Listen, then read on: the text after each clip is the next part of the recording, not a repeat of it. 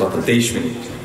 আমার অবস্থাটা একদম পুরো স্যান্ডউইচের মতো, মোরা আগে হলো নোমান ভাই, পরে হলো মোস্তফা মামুন, মাঝখানে আমি, মানে কোনো ধরনের কোনো নেই, একদম পুরো চিড়ে চ্যাপ্টা অবস্থা।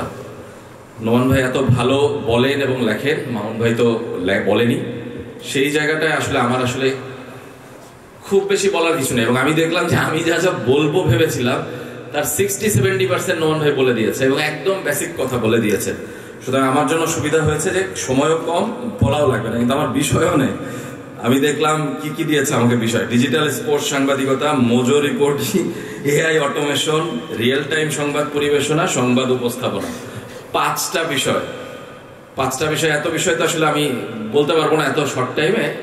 আমিও আসলে আমার এক্সপিরিয়েন্সটা বলবো। আমি একটা প্রেজেন্টেশন দিতে চেয়েছিলাম, কিন্তু আমার আসলে নিজের ফ্যামিলির কিছু ক্রাইসিসের কারণে আমি সেই প্রেজেন্টেশনটা রেডি করতে পারিনি, এই জন্য আমি সরি বলছি।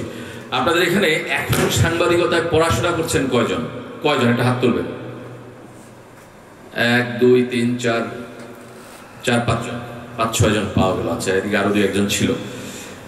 আমিও আসলে সাংবাদিকতায় পড়াশোনা করি নাই, সুতরাং বেশিরভাগের কাতারে আমি কিন্তু সাংবাদিকতা পড়িনি। আমার পড়াশোনা আসলে পুরোপুরি ভিন্ন ট্র্যাকে।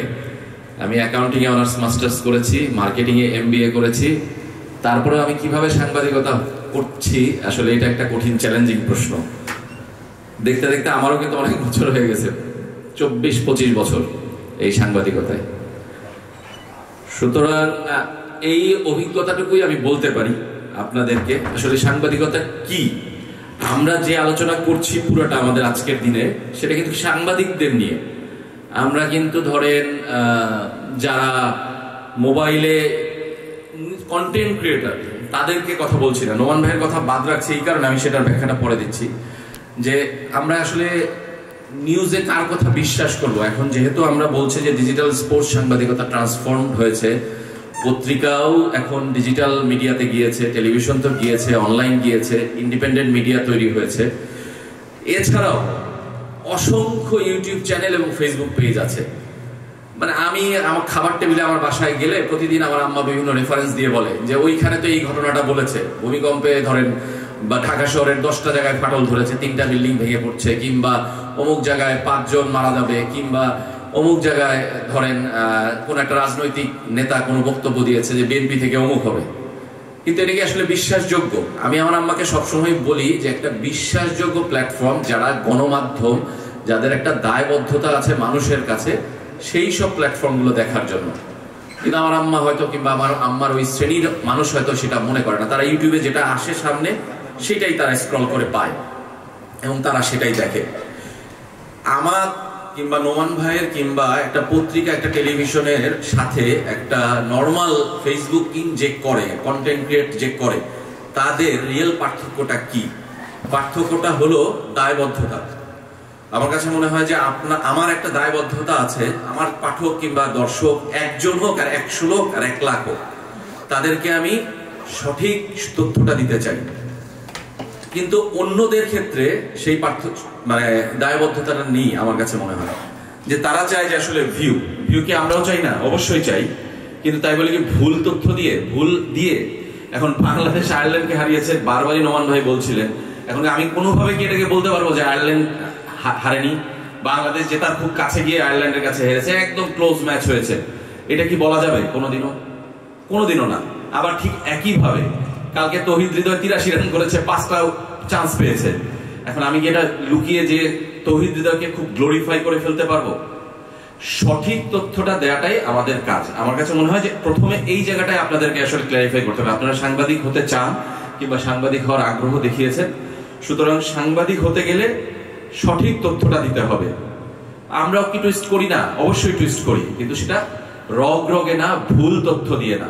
আপনাকে ওই পার্টটাকে বাইরে রেখে আলোচনাটা আজকে আমার মনে হয় করতে হবে, যে যারা সাংবাদিকতা আমরা করতে চাই তাদের জন্য আসলে এই আলোচনাটা। ডিজিটাল সাংবাদিকতা, এই আলোচনা অনেকক্ষণ ধরে হয়েছে। আগে হাফ কলাম নিউজ হতো, আগে সাংবাদিকতা শুরু হতো সন্ধ্যা 6টা থেকে রাত 12টায় শেষ হতো, আর এখন তো সাংবাদিকের আগে সংবাদ দৌড়ায়। আপনি ফেসবুকে নিউজ হয়ে গেছে, আপনার টেলিভিশন পত্রিকার অনলাইনে কিংবা ওয়েবসাইটে নিউজ নাই, কার্ড নাই, ফটো কার্ড নাই, তার মানে আপনি পিছিয়ে গেলেন। সুতরাং আপনাকে এগিয়ে থাকতে হবে সময়ের সাথে। কিন্তু আবারও বলছি, সময় তথ্যটা যাচাই না করে কখনোই না, আরেকজন দিয়ে দিয়েছে দেখে আপনি দিয়ে দিবেন সেটা না। আমার কাছে মনে হয় সেই জায়গাটায় আমাদের খুবই খুবই সতর্ক থাকতে হবে। একটা ভুল তথ্য কিন্তু আসলে মানে রেপুটেশনটা নষ্ট করে, কিন্তু আপনি একটা তথ্য না দিলে সেই রেপুটেশনটা কিন্তু নষ্ট হয় না। আর একটা রেপুটেশন নষ্ট হলে সেইটা ফিরিয়ে আনা কিন্তু বছরের পর বছর কোটি কোটি টাকা খরচ করা ব্র্যান্ডিং এর চেয়েও আসলে অনেক বেশি কষ্টসাধ্য। ডিজিটাল স্পোর্টস সাংবাদিকতা এখন সবাইকে সবকিছুর জন্য তৈরি থাকতে হয়। একজন যে লিখছে তাকেও ধরেন আপনার ভিডিও করতে হচ্ছে, ফটো কার্ড বানাতে হচ্ছে, কিংবা ইন্টারভিউ নিতে হচ্ছে, কিংবা একটা টক শোতে উপস্থাপনা করতে হচ্ছে, কিংবা একটা পডকাস্টে অংশ নিতে হচ্ছে। সুতরাং মাল্টি স্কিল থাকতে হবে, কিন্তু সব স্কিলের মূলে সাংবাদিকতার একটাই স্কিল, আমি এটা একদম মানে দৃঢ় চিত্তে বিশ্বাস করি। মানে আমি সবাইকে একটাই বলি, মানুষ যদি স্ক্রিপ্ট লিখতে না পারে তাহলে সে কিচ্ছু পারবে। টেকনোলজি যে কাউকে দিয়ে করা সম্ভব, কিন্তু রাস্তার একটা লোককে দিয়ে কি স্ক্রিপ্ট লেখানো সম্ভব? সুতরাং লিখতে পারতে হবে, আর লিখতে পারতে হলে কি করতে হবে? পড়তে হবে। নন ভাই বলেছে এটাও আমি আসলে মানে এটাও আমি অন্তর প্রাণ দিয়ে বিশ্বাস করি। আমি হয়তো খুব বেশি পড়ি না, এখন পড়ার সুযোগও পাই না, টাইমও পাই না, কিন্তু তাই বলে বিশ্বাসটা কখনো ভাঙেনি। সেটা যত খারাপ বই হোক, যত ধরনের পচা লেখা হোক, পড়লে আপনি সেই লেখাটা কোনো না কোনো ভাবে আপনার ব্রেনে গেঁথে থাকবে, আপনি কোনো না কোনো সাথে রিলেট করতে পারবেন আপনার একটা লেখায়। এখন ধরেন একজন কেউ মারা গেল, তার স্ক্রিপ্ট লিখতে গেলে একটা কোনো একটা কথা মাথায় আসবে। একজন লোক 300 করলো, তার স্ক্রিপ্ট লিখতে গিয়ে একটা কথা মাথায় আসবে, কোনো না কোনো একটা চিন্তা মাথায় আসবে, সেইটা আপনি লিখবেন। সুতরাং লিখতে পারলে আমার মনে হয় যে আসলে সাংবাদিকতার 80% কাজ আপনি পেরে গেলেন। বাকি সবই টেকনিক্যাল পার্ট, সেটা কিছুটা স্কিল ডেভেলপমেন্টের ব্যাপার, কিছুটা চর্চার ব্যাপার, কিছুটা আপনি বলতে পারার ব্যাপার, সেই জায়গাটায় আছে। আরেকটা জিনিস আমি বলি যে ধরেন নোমান ভাইও বলেছে, মানে আমি মিলে গেছে, আমি বলছি না অনেক কিছু আমার মিলে গেছে, নোমান ভাইয়ের সাথে আমি একমত। কোন একটা স্ক্রিপ্টের শুরুটা লিখতে পারলে শেষটা কিন্তু চিন্তা করে রাখা উচিত। এই কারণে আমার কাছে প্রত্যেকটা স্ক্রিপ্ট, আমি যাদের কাছে ছোটখাটো শিখেছি কিংবা শুনেছি, প্রত্যেকটা লেখা একটা ছোট গল্পের মতো। আপনি গল্পেতে যেমন একটা ভূমিকা আছে, তেমনি শেষে ওই চরিত্রগুলোকে আপনি কোন জায়গায় নিয়ে গিয়ে থামাতে চান, কোন জায়গায় নিয়ে যে আপনি কত বড় করতে চান, সেটা কিন্তু আপনার হাতে, পুরো কন্ট্রোলটা। একটা গল্প লেখাটা কিন্তু আসলে যে কারো পক্ষে সম্ভব নয়। সেই জায়গাটায় সাংবাদিকরা সেই কাজটা পারে আমার কাছে মনে হয়, এবং ক্রীড়া সাংবাদিকরা আরো বেশি পারে, কারণ ক্রীড়া সাংবাদিকদের সব ধরনের কাজই করতে হয়। আমি মৃত্যুর কথা বলছিলাম, আমার মনে আছে যে ফিল হিউজ যখন মারা গেল, আমার তখন আপডেট অফ দ্য বাতিল, আমি 10 দিন টানা আমার মনে হয় প্রতিদিন সকালবেলা আসতাম আর বিকালবেলা যেতাম। অস্ট্রেলিয়ায় মারা গেছে, অস্ট্রেলিয়ার টাইমের সাথে আমাদের 5-6 ঘন্টা ডিফারেন্স, 10টা-11টার দিকে আসতাম, সন্ধ্যা 7টা-8টার দিকে যেতাম, কারণ খালি ফিল হিউজ নিয়ে আমি 2 দিনে করে স্টোরি লিখতাম। আবার ঠিক একইভাবে সচিন টেন্ডুলকার যখন তার রিটায়ার করলো ওয়েস্ট ইন্ডিজের সঙ্গে টেস্টে, সেই সময়টাও আমার মনে আছে আমি ওই সময় প্রত্যেকদিন আমার অফিস যেতে হতো, কারণ একটা বড় ঘটনা, একটা বড় প্লেয়ার রিটায়ার করছে। সুতরাং এটা আবেগের ব্যাপার, আপনি না চাইলেও এটার সাথে ইনভলভ একবার যদি হয়ে যান, সেটা কিন্তু আপনাকে থাকতে হবে। ফিল হিউজে মারা গেছে, একটা রিপোর্ট আমি লিখবো না, এটা হয়। মারাদোনার কথা বারবার আসলো, মারাদোনার অভিজ্ঞতাটা আমি একটু বলি। মারাদোনা মারা গেল খুব সম্ভবত রাত 10টা-9টার দিকে, এরকম বাংলাদেশ টাইম। আমাদের অফিসের তো তখন আমরা সবাই অফিস শেষ করে বাসায় চলে আসছি। এখন মারাদোনা মারা গেছে, এটা তো পৃথিবীর সবচেয়ে বড় ঘটনার একটা। ওই সময় আমি বাসা থেকে 2টা স্ক্রিপ্ট লিখে দিয়েছি, বাসা থেকে আমি অনলাইনে যুক্ত হয়েছি, 2জন গেস্টকে যোগ করে দিয়েছি আমাদের অফিসে ওই 1 ঘন্টার মধ্যে। সুতরাং কতটা ইনস্ট্যান্ট আপনাকে ইনিশিয়েট করে আসলে কাজগুলো করতে হয়, সেটা করতে হবে। শেন ওয়ার্ন মারা গেল শ্রীলঙ্কাতে, থাইল্যান্ডে, সন্ধ্যা 7টা-8টার দিকে। আমার এক বিয়ের দাওয়াতে আমি যাচ্ছি রাস্তায়, তখন আমার মনে আছে আমি রাস্তায় মোবাইলে বসে স্ক্রিপ্টটা লিখে দিয়েছি। কারণ এইসব স্ক্রিপ্ট আসলে লেখা খুব সহজ কাজ না, যেটা বললাম যে কঠিন সময়ে আবেগ দিয়ে লিখতে হয়, মানে আবেগের বহিঃপ্রকাশটা ওই স্ক্রিপ্টে, ওই লেখাতে দিতে হয়। সেটা আমি আমার মতো করেছি। আমি হয়তো নোমান ভাইয়ের মতো পারবো না, কিংবা মামুন ভাইয়ের মতো পারবো না, কিন্তু আমারটুকু আমি চেষ্টা করেছি। এই ধরনের অভিজ্ঞতাগুলো আমি বলছি, এগুলো বলছি যে রিয়েল টাইম সংবাদ পরিবেশনার কথাগুলো যখন আসে তখন। আরেকটা উদাহরণ দেই, সম্প্রতি 18ই নভেম্বর আপনারা জানেন যে বাংলাদেশ ইন্ডিয়া ম্যাচ হলো জাতীয় স্টেডিয়ামে। হামজা চৌধুরী খেললো এবং বাংলাদেশ গোল করলো। মোরসালিন 13 মিনিটে গোল হয়েছে। 8টার সময় খেলা শুরু হয়েছে, 8টা13-14 দিকে গোল হয়ে গেছে। আমাদের 10টার নিউজ পরবর্তী নিউজ, 10টায় বাংলাদেশ জিতে গেলে এটা লিড নিউজ হবে। মানে বাংলাদেশের সব নিউজ চ্যানেল কিংবা সব টেলিভিশন সব পত্রিকায় ওই দিন ওই ঘটনা লিড হবে 10টা-11টার দিকে অনলাইনে। এখন খেলাটা শেষ হবে 9:50, 55-56 দিকে। আমি যদি খেলাটা শেষ হওয়ার জন্য ওয়েট করি, স্ক্রিপ্টটা লিখবো, তাইলে আমি 10টা কেন 11টাতে ওই খেলা ধরাতে পারবো না। কিন্তু আমি 8:15-তে যখন গোল হয়েছে 8:30-40-এর দিক থেকে আমি লেখাটা শুরু করেছি যে 8:09-10টার লিড নিউজ আমি ধরাবো, এবং আল্লাহর কাছে প্রার্থনা করতেছি যেন আর যেন গোল না হয়, বাংলাদেশ যেন জিতে যায়। যদি একটা গোল হয়ে যায় তখন তো আমি শেষ। এবং পুরো লেখাটা আমরা লিখেছি, আমাদের রিপোর্টার যে মাঠে ছিল তাকে আমি পাঠিয়েছি, সে ভয়েস দিয়েছে, ওইটা আমরা ভিডিও দিয়ে বানিয়েছি। 10টার নিউজে আমরা লিড নিউজ ধরিয়েছি হেডলাইন দিয়ে। যদি গোল হয়ে যেত তাহলে কিন্তু ধরাতে পারতাম না। তার মানে কি আমি লিখতাম না গোল না হলে? অবশ্যই লিখতাম। আমি চান্সেস নিতাম যে আমি কি করব। আবার ঠিক একইভাবে যদি গোল হয়ে যেত তখন আমি কি করতাম, সেই সেকেন্ড থটটা ব্যাকআপটাও কিন্তু আমি রেডি করে রাখতাম। যে আমি হয়তো একটা ছোট একটা উফ দিয়ে দিতাম। প্যাকেজ উফগুলো আপনারা অনেকে জানেন, অনেকে জানেন না যে প্যাকেজ হলো টেলিভিশনের ক্ষেত্রে বড় রিপোর্ট যেটা রিপোর্টারের ভয়েস দিয়ে যায়, আর উফ হলো যেটা প্রেজেন্টার খবর যে পড়ছে সে যেটা পড়ে। সুতরাং ব্যাকআপটাও কিন্তু আমি রেডি রাখতাম। রিয়েল টাইম সাংবাদিকতা এইটাই যে আপনি প্রত্যেকটা সেকেন্ডের ভ্যালু আছে। আর নোমান ভাই পুরো ক্রীড়া সাংবাদিকতায় বলেছে আবেগের সবচেয়ে ব্যবহার আছে বেশি, 100%। প্যাশন না থাকলে আপনি সাংবাদিকতা করতে পারবেন না। কিন্তু ক্রীড়া সাংবাদিকতায় যখন ঢুকে যাবেন সেই প্যাশনটাকে কন্ট্রোল করতে হবে। আমি 18 তারিখ বলছিলাম, উদাহরণটা আবার বলি, ওয়ার্ল্ড কাপেরটা রুবেল বলেছে যদি বাংলাদেশ জিততো কিংবা হেরে যেত, বাংলাদেশের মানুষ কি, আমাদের অফিসে আমি চিন্তা করি সবাই এসে মনে করেন যে কি চিৎকার চেঁচামেচি কিংবা আনন্দে ভাসছে, কিন্তু ওই সময়টায় সবচেয়ে বেশি কুলেস্ট থাকতে হবে আপনাকে, কাম থাকতে হবে আপনাকে, কারণ ওই রিপোর্টটা আপনাকে লিখতে হবে, আপনার মাধ্যমে পুরো মানুষ দেশ জানবে। সুতরাং ওই সময় আপনার এক্সাইটমেন্টের কোনো সুযোগ নাই। এটাই হলো প্রফেশনালিজম। আপনি এটা ভেবেই আসছেন যে আপনি খেলাটাকে উপভোগ করতে চান, খেলাটাকে আপনি ভালোবাসেন, কিন্তু তাই বলে খেলার এক্সাইটমেন্টে ভেসে যাওয়ার সুযোগ নেই। কালকের আয়ারল্যান্ড ম্যাচে বাংলাদেশ যদি জিতে যেত তাহলে কি আমি এক্সাইটেড হয়ে না লিখতে পারতাম? তা না, আমাকে লিখতেই হতো। হেরে গেছে, আমি কি লিখবো না? লিখতেই হবে, সেইটাই আমার কাজ। তার মানে কি আমরা মানুষ না? আমাদের মধ্যে কি এক্সাইটমেন্ট কাজ করে না? আপনি 2012 সালে এশিয়া কাপের ফাইনালে পাকিস্তানের কাছে যে ম্যাচে বাংলাদেশ হেরেছিল, সেই ম্যাচে কাঁদেনি একটা মানুষও আমার মনে হয় না। স্টেডিয়ামে যারা ছিল তারা কেঁদেছে, সাংবাদিকরা কেঁদেছে, প্লেয়াররা কেঁদেছে। আমার এখনো মনে আছে মিরপুর স্টেডিয়ামের ওই গ্যালারিতে। আমার তখন কোনো কাজ ছিল না, তখন আমি চ্যানেল 24-এ জয়েন করেছি, আমাদের অফিস তখনও চালু হয়নি 2012 সালে। আমার মনে হয় আমি দেখিনি যে ওই দিন কেউ কাঁদেনি, এমন কোনো লোক নাই বাংলাদেশে। সুতরাং আবেগ আমাদেরও আছে, আবেগে ভেসে যায় সাংবাদিকরাও, কিন্তু সেই আবেগের নিয়ন্ত্রণ রাখতে হয়। ওয়ার্ল্ড কাপের কথা একটা বলছিল রুবেল, আমার এখনো মনে আছে আর্জেন্টিনা নেদারল্যান্ডস ম্যাচ। আমি তো খেলা শেষ ভেবে মাঠ থেকে বের হয়ে গেছি, কারণ আমার হলো লেখাটা লিখতে হবে, দিতে হবে, নিউজটা দিয়ে খেলা ড্র হয়ে এক্সট্রা টাইমে চলে গেছে। মানে আমার কি অবস্থা তখন? আমি তো মাঠ থেকে বের হয়ে গেছি, একবার বের হয়ে গেলে আবার ঢোকা যাবে না তখন ওই সময়। তাহলে আমার অবস্থাটা চিন্তা করেন। কিন্তু আমি যদি বের না হইতাম, আমি আরো 40 মিনিট পিছিয়ে পড়তাম। 30-40 হাজার লোক বের হবে গ্যালারি স্টেডিয়াম থেকে, ওই সময় যে ভিড়, আমি বের হয়ে বাইরে থেকে লাইভটা দিতে পারবো না।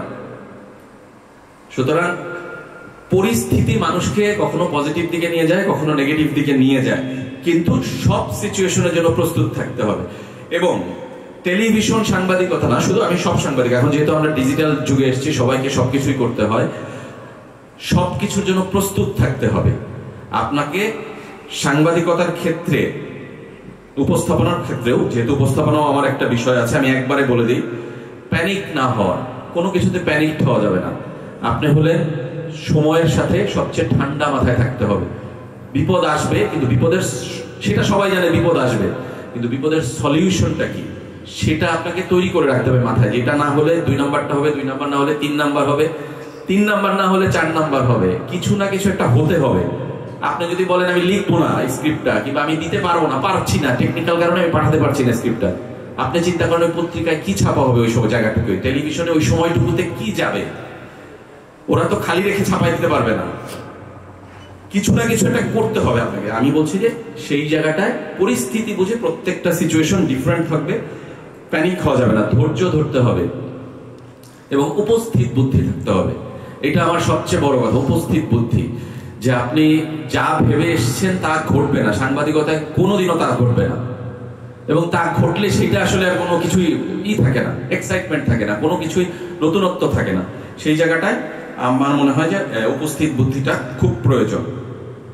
আর সংবাদ উপস্থাপনার ক্ষেত্রে আমি বলি যে সাবলীলভাবে কথা বলা, সাবলীল, আপনি খেলা যে জানবে, নিয়ম যে জানবে খেলার কথা, সে সাবলীলভাবেই বলতে পারবে। সুতরাং তার জন্য আসলে খুব বেশি কোনো কিছু হবে না। কিন্তু খেলার নিয়ম না জানলে, খেলাকে ভালো না বাসলে, প্লেয়ার না চিনলে, সে 1 মিনিট কোনো বিষয়ে কথা বলতে পারবে না, 1 মিনিট। এবং শুধু খেলা, সমসাময়িক সব বিষয়ে তাকে জানতে হবে। সেটা সাধারণ জ্ঞান হিসাবে আমরা বলে থাকি, আইকিউ, জেনারেল নলেজ, যেটাই বলেন। সাধারণ জ্ঞান যদি আপনার না থাকে, আপনি আসলে কোনো কিছুই করতে পারবেন না। আমি খুব বেশি বোরিং করে ফেলছি কিনা আমি জানি না। আমি 8 মিনিট আর 7 মিনিট আমার সময় আছে, আমি জানি। আমি রিয়েল টাইম সংবাদ পরিবেশনের ক্ষেত্রে আমি বলে দিয়েছি অলরেডি। আরেকটা জাস্ট বলে যাব, এআই অটোমেশন। এটা নিয়ে, এআই নিয়ে অনেক কথা হচ্ছে। এআই আমাদের জন্য ভালো না খারাপ, চ্যাট জিপিটি আমরা কয়জন ইউজ করি আমি জানি না। আমি চ্যাট জিপিটি খুব বেশি আগের দিন থেকে ইউজ করতাম না, গত মাসখানেক ধরে একটু ব্যবহার করা শুরু করেছি। কিন্তু চ্যাট জিপিটি কিংবা এআই আসলে ভালো না আমাদের চ্যানেল 24 একটা এআই জেনারেটেড প্রেজেন্টার ছিল, আপনারা দেখেছেন কিনা, অপরাজিতা নাম। তাকে দিয়ে আমরা একটা নিউজ পড়াতাম, AI generated, fully AI generated দিয়ে একটা প্রেজেন্টার বানানো হয়েছিল, খুব আলোড়ন হয়েছিল।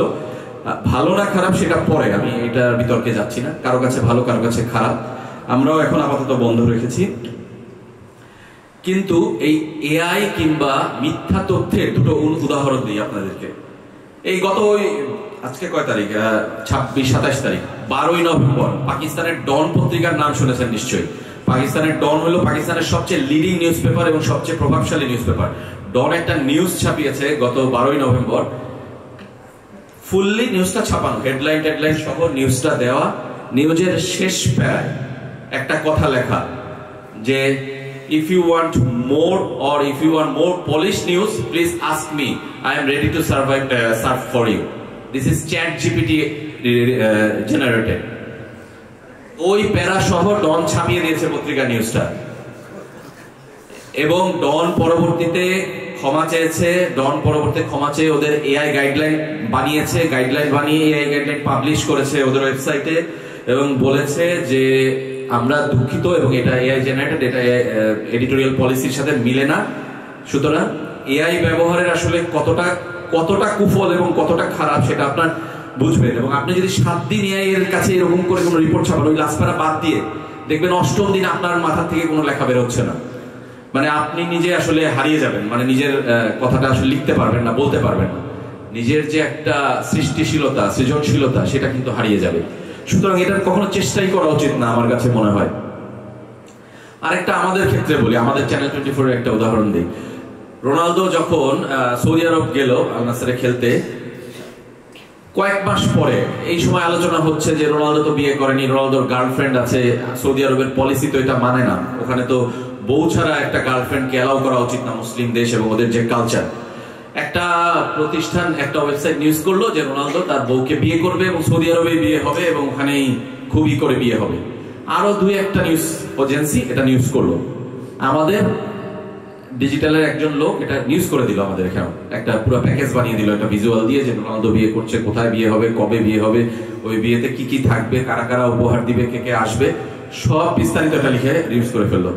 পরে দেখা গেল যে ওই ওয়েবসাইটটাই ভুয়া। এমন একটা ওয়েবসাইট যেটার ধরেন বানিয়েছে 1 মাস আগে, ক্লিক হয়েছে 500 লোকের, ওই ওয়েবসাইটটাই ভুয়া। সুতরাং তথ্য দেওয়ার আগে তথ্য যাচাই করার আসলে সুযোগ আছে এবং সেটা করতেই হবে, না করলে আমি কিন্তু পিছিয়ে যাব। এবং আমি আবারও বলছি যে এটা কোনোদিনও টাকা দিয়ে কেনা যাবে না, যে আপনার প্রতি যে ট্রাস্ট, আপনার প্রতি যে বিশ্বাস মানুষের, সেটা কখনোই টাকা দিয়ে কেনা যাবে না। আপনি ক্লিক বেটিং সাংবাদিকতায় যদি নাম লেখান, হ্যাঁ ভিউ আসবে, টাকা আসবে 1 মাস, 2 মাস, 1 বছর, কিন্তু কোনো বড় ঘটনায়, কোনো বড় ক্রাইসিসে প্রথম নিউজটা কিন্তু আপনার ওখান থেকে কেউ দেখবে না। সবাই মনে করবে যে আপনি এরকম রকচটা, আপনি এইসব নিউজ করেন। মানুষ এগুলোই চায়, মানুষের ভিউ। দেখবেন যে অনেক ধরনের নিউজে মানুষের আগ্রহ আছে, তাই বলে কি আমরা সেই নিউজগুলো দিব? সাংবাদিকের তার কাজ হলো মানুষ যা চায় সেটা দেওয়া, অবশ্যই এটা 100% একমত। কিন্তু মানুষ যা চায় তাই কি আমরা দিব? মানুষ তো অনেক কিছু চায়, মানুষ যেটা চায় সেটা কি আমরা দিতে পারবো? আমাদের কি সেই সক্ষমতা আছে? মানুষ চায় রগরগে ছবি, মানুষ চায় অ্যাডাল্ট কন্টেন্ট, মানুষ চায় ধরেন অনেক ধরনের নিউজ যেটা সামাজিকতা, ধর্মীয় নীতিবোধ, দেশের পলিসি, ওই প্রতিষ্ঠানের পলিসি, এগুলোর সাথে ভায়োলেট করে। তার মানে কি আমরা দিব তাই বলে? কখনো না। আমাদের কাছে প্রথমে বাংলাদেশের, যদি আমরা বলি দেশ, আমাদের দেশের সামাজিকতা, ধর্মীয় অবস্থান এবং আমাদের নীতি নৈতিকতা, এই জিনিসগুলো মিলেই কিন্তু আমরা নিউজটা দিই। সুতরাং আমার কাছে মনে হয় যে এই জায়গাটা সতর্ক থাকতে হবে আপনাদের যারাই সাংবাদিকতায় আসতে চান। আর একটা হলো মজো রিপোর্টিং নিয়ে আমি খুব বেশি বলবো না। মোবাইল জার্নালিজম এখন খুবই জনপ্রিয়। আপনি যে কোনো অনুষ্ঠানে দেখলেই দেখবেন কি বলে যে 10-15 জন মোবাইল নিয়ে হাতে নিয়ে দাঁড়িয়ে রয়েছে। সবাই কি সাংবাদিক? সেটা কিন্তু আবার না, এটাও মনে রাখবেন। আমি কালকেই আমার ওয়াইফ একটা ব্লগ দেখছিল, মানিশ মালহোত্রার বাসায় কে জানি গিয়েছে। মানিশ মালহোত্রার বাসায় দেখি কি 7-8 জন মোবাইল এবং 2টা ক্যামেরা নিয়ে দাঁড়ায় রয়েছে। আমি জিজ্ঞেস করলাম যে এরকম কি প্রতিদিনই থাকে? বললো যে হ্যাঁ, ওর বাসায় নাকি নায়ক নায়িকারা বলিউডের যায় ড্রেস মাপ দিতে কিংবা ড্রেস পরতে, ওই নায়ক নায়িকাদের ছবি নেওয়ার জন্য এরা এখানে দাঁড়িয়ে থাকে। তাহলে আমি বললাম যে এটা কি ধরনের অবস্থা? একটা লোকের বাসার সামনে প্রতিদিন 20 জন লোক দাঁড়ায় রয়েছে মোবাইল নিয়ে, তার প্রতিটা স্টেপ মনে করেন ভিডিও করছে। এটা তার জন্য তো বিরক্তিকর। সুতরাং এটাকে আসলে সাংবাদিকতা সরাসরি বলার আমার কাছে অধিকার নেই। কিন্তু তাই বলে কি আমরা কোন প্লেয়ারের সামনে, বাসার সামনে দাঁড়ায় থাকি না? আমরাও দাঁড়ায় থাকি। সাকিব আল হাসানের বাসার সামনে দাঁড়ায় থাকতাম, তামিম ইকবালের থাকতাম, আগে নাজমুল হাসান পাপনের বাসায় দাঁড়ায় থাকতাম। এই অভিজ্ঞতা আমাদেরও আছে, প্রয়োজনও ছিল। শুক্রবার জুম্মার নামাজ একটা বিটি ছিল পাপন ভাইয়ের জন্য। সেইগুলা প্রয়োজনের ক্ষেত্রে যে আমরা করি না, আমরাও করি না সেটা না, কিন্তু এটা নিয়মিত হতে পারে না। হ্যাঁ, অনেক ক্ষেত্রে আমাদেরও ভিডিও মোবাইল দিয়ে করতে হয়। সেটা কোনো একটা ঘটনায় যেখানে আপনার অ্যাক্সেস নাই মূল ক্যামেরা যাওয়ার, কিন্তু যেখানে মোবাইল দিয়ে আপনি তুলতে হবে, যেখানে কেউ গোপন করতে যাচ্ছে কোনো ঘটনা, সেসব জায়গায় আমরাও মোবাইল দিয়ে করি এবং আমাদের মূল করি। আমার আইফোন দিয়ে আমি আমার 2024 টি-20 ওয়ার্ল্ড কাপ পুরোটা কভার করেছি। 2024 আমি আমেরিকা, ওয়েস্ট ইন্ডিজের 7-8টা দেশ, সবগুলো মিলে কিন্তু আমি এটা কভার করেছি। এশিয়ান গেমসে গিয়েছি, আমি এই মোবাইল দিয়ে কভার করছি। সুতরাং মোবাইলই আমাদের ভরসা, কিংবা আস্তে আস্তে আসলে আরো জনপ্রিয় হচ্ছে। কিন্তু আমি মনে করি দিন শেষে 14 বাজে 1 মিনিট সময় নিব আপনাদের। সেটা হলো যে সাংবাদিকতার জায়গায় টিকে থাকবে। বিবর্তন ঘটছে, এখন মনে হচ্ছে খুব ভালনারেবল সিচুয়েশন। প্রতি মিনিটে আমরা আসলে প্রতিদিনই আমরা মনে করছি যে সিচুয়েশন চেঞ্জ হচ্ছে কিংবা সিনারিও চেঞ্জ হচ্ছে, আমাদের কন্ট্রোলের বাইরে চলে যাচ্ছে। পত্রিকা কেউ পড়ছে না, টেলিভিশন কেউ দেখছে না। খুবই প্রতিদিন আমাদের টেলিভিশন আলোচনা হয়, টেলিভিশন তো কেউ দেখছে না, আসলে কি দেখছে কিনা। কিন্তু আমরা দেখেছি যখন কোনো ঘটনা ঘটে, ভূমিকম্প যেদিন ঘটলো, যেদিন আগুন লাগলো, যেদিন ওয়ার্ল্ড কাপ খেলা হলো, যেদিন বাংলাদেশ ইন্ডিয়া ম্যাচ হলো, সেদিন টেলিভিশন মানুষ দেখে। সঠিক তথ্যের জন্য মানুষ সঠিক টেলিভিশন দেখে, সঠিক পত্রিকা পড়ে, অনলাইনে সঠিক জায়গায় ওয়েবসাইটে ক্লিক করে। আমরা এটা একদম প্রমাণিত সত্য, মানে এটা কোনোই না, এটা একদম প্রমাণিত সত্য যে মানুষ সঠিক তথ্যের জন্য সঠিক জায়গায় যায়। কিন্তু বিনোদনের জন্য মানুষ এইসব নিউজ স্ক্রল করে, কিংবা অনেক ওয়েবসাইট, অনেক ফেসবুক পেজ, অনেক ইউটিউব চ্যানেল দেখে। কিন্তু আসল জায়গায় মানুষ সবসময় সঠিক থাকে। এবং শেষ কথা একটা বলে যায়, নোমান ভাই খুব হতাশ করেছে আপনাদেরকে যে সাংবাদিকতায় আসলে সামাজিক আর্থিক অবস্থা নেই। সেটা কি আসলে সবার জন্য সত্য? তা না। যারা সত্যিকারের মেধাবী, যারা সত্যিকারের সাংবাদিকতা করতে জানেন, সাংবাদিকতা মানে লেখার সঙ্গে সংবাদ খুঁজে বের করা, কোনটা সংবাদ কোনটা সংবাদ না, সেই পার্থক্য যারা করতে পারবেন তারা টিকে থাকবেন। তাদের চাকরি আছে, তাদের বেতন আছে, তাদের ভালো সুযোগ সুবিধা আছে। আমি এটা বিশ্বাস করি, কারণ আমাদের অফিসেও আমরা সঠিক লোক খুঁজে পাই না যে সত্যিকার অর্থে সাংবাদিকতা করতে চায়, যার মধ্যে সেই প্যাশনটা আছে, যে সংবাদ খুঁজে এনে আমাকে দিবে, যে আমাকে বলবে যে এটা সংবাদ, আমি তাকে বলবো যে 2টা নিউজ, সে 3টা এক্সট্রা এনে দিবে আমাকে, কিংবা 8 ঘন্টা ডিউটির জায়গায় সে আমাকে 10 ঘন্টা কাজ করে একটা ভালো নিউজ দিবে, যেটার জন্য আমাদের প্রতিষ্ঠান যেমন আলোচিত হবে, দিন শেষে সেই সংবাদকর্মী কিন্তু সম্মানিত হবে, কিংবা সাংবাদিক আসলে সবার কাছে পরিচিত হবে। এরকম সাংবাদিক কিন্তু আমাদের দেশে কম নয়। সুতরাং আপনারা মন দিয়ে আগে ভাবেন যে আপনারা সাংবাদিকতা করতে চান কিনা। আমার মনে হয় ধন্যবাদ আপনাদেরকে, আমি 1 মিনিট বেশি নিয়ে ফেলেছি। থ্যাংক ইউ সবাইকে। প্রশ্ন করার খুব বেশি সুযোগ নাই, আমি এই জন্য প্রশ্নের সময়ও দিই নাই। একটা প্রশ্ন করবেন। রাজীব ভাইয়ের কাছে আমার একটা